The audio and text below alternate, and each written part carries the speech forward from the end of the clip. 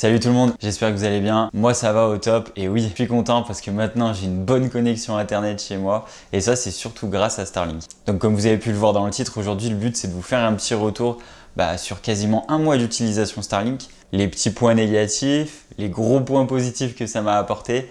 Donc l'idée voilà c'est de faire un retour global sur ce qui se passe sur mon réseau à la maison. Premier point négatif, le ping. Alors c'est vrai qu'il faut que j'arrête de comparer à chaque fois le ping qu'on peut avoir avec un réseau câblé comme la fibre ou la DSL avec du cuivre et le système satellite par Starlink. Et c'est vrai que je me retrouve à avoir des fois un ping à 100 millisecondes. J'ai déjà eu fait quelques pics comme ça. Bon, la moyenne tourne quand même autour de 40 millisecondes au quotidien.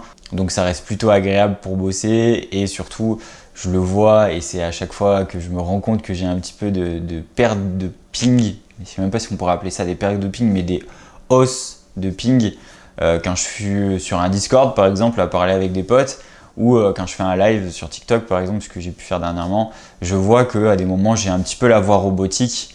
Ça vient tout simplement que le ping n'est pas à 30 millisecondes tout le temps et donc du coup j'ai des variations et donc c'est la voix qui en empathie sur ça. Donc ça c'est le premier point négatif que je peux dire. Deuxième point négatif, ça va être sur l'aspect un petit peu matériel. Donc comme j'ai fait le choix de ne pas prendre l'adaptateur qui permet d'avoir un câble Ethernet pour rebalancer ça dans son réseau, moi je reste toujours avec du Wi-Fi qui est ensuite diffusé dans ma maison. Donc le routeur est installé juste ici moi et il monte dans mon installation et je l'ai laissé en extérieur, donc j'ai vraiment fait un truc basique comme je l'ai pu l'expliquer dans la première vidéo.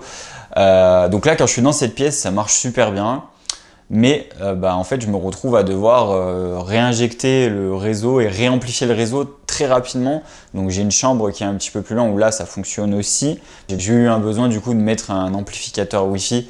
Donc ça vaut pas très cher, je l'ai rajouté, ça fonctionne très bien. Ça m'a créé un deuxième réseau qui vient, on va dire, récupérer ce qu'il attrape avec le réseau Starlink de base et qui me recrée un autre Wi-Fi dans l'endroit où il m'en manquait un petit peu.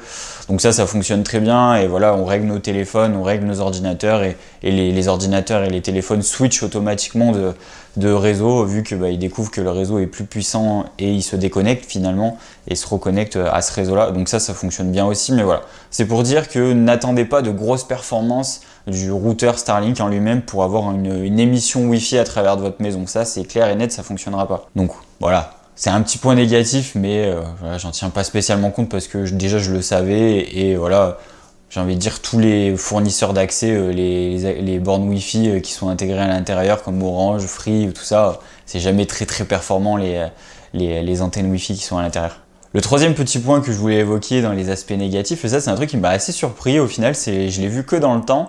Donc l'antenne, comme vous le savez peut-être, elle est orientée nord-nord-est pour récupérer le signal.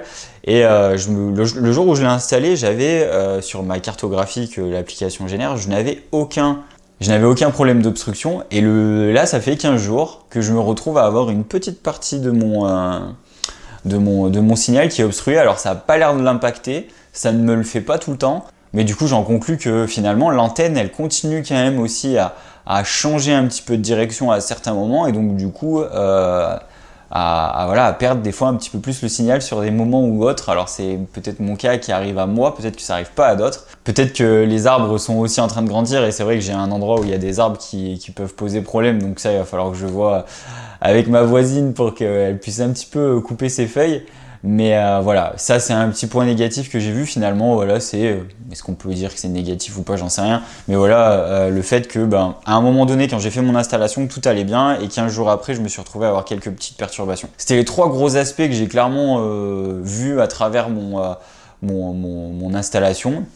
On va maintenant parler des points positifs et là, j'en ai pas 50 000 à dire. En tout cas, le premier, c'est celui que je voulais dire dans la vidéo, c'est que je suis vraiment pas déçu de mon installation et surtout de mon achat finalement, qui me coûte quand même 65 € par mois. Alors, j'ai une petite différence, c'est que je l'inclus aussi dans un besoin professionnel, donc c'est quand même un petit peu différent qu'un particulier qui pourrait mettre ça chez lui. Et pour parler un petit peu du débit, c'est vrai que moi, je me retrouve à peu près à avoir en moyenne 200 mégabits seconde en termes de débit descendant, ce qui est énorme. On peut vraiment tout faire avec ce genre de débit en descendant.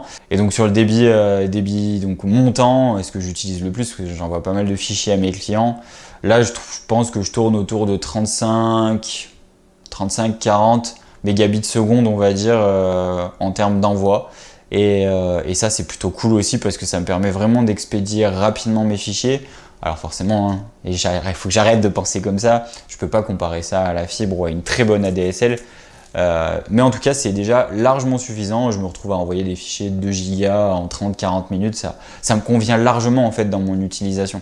Donc voilà, en tout cas moi ça me convient, je vois que même sur des jeux en ligne ça fonctionne aussi, même si je joue très peu, le peu que j'ai testé ça fonctionne bien. Donc voilà, la vidéo se termine, c'était une petite vidéo que je voulais faire absolument pour parler de Starlink un mois après. Voilà, franchement j'en suis content, n'hésitez pas à me poser des questions si vous en avez, posez-les même dans les commentaires. Voilà, il existe même d'ailleurs pas mal de groupes sur Facebook si vous cherchez à passer le cap hein, pour trouver des solutions au fait que vous n'avez pas internet à la maison.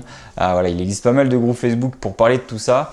D'ailleurs, je partagerai aussi cette vidéo sûrement dans ce groupe-là. Donc voilà, en tout cas, j'espère que cette vidéo va vous aider peut-être à faire votre choix. En tout cas, moi, c'est un choix que je recommande à 100% pour des personnes même professionnelles. Alors, c'est que c'est assez rare quand même d'être dans mon cas et de bosser à la maison et de ne pas avoir l'internet et de continuer comme ça, mais au final voilà, j'en suis super content. Et même voilà, des particuliers qui souhaitent même acheter l'offre qui est maintenant à 300 ou 500 euros, je ne sais plus exactement, d'achat et ensuite de payer que 50 euros par mois, franchement vous allez retomber sur vos pattes et vous allez vraiment avoir une vraie connexion à l'internet à la maison. Donc voilà, j'espère que cette vidéo va peut-être vous aider à passer le cap hein, pour acheter ce système Starlink qui pour moi est une super opportunité et surtout une super alternative à ne pas pouvoir avoir internet comme il faut à la maison à travers la fibre ou une bonne ADSL. En tout cas, moi je vous dis à très vite pour une prochaine vidéo. Ciao!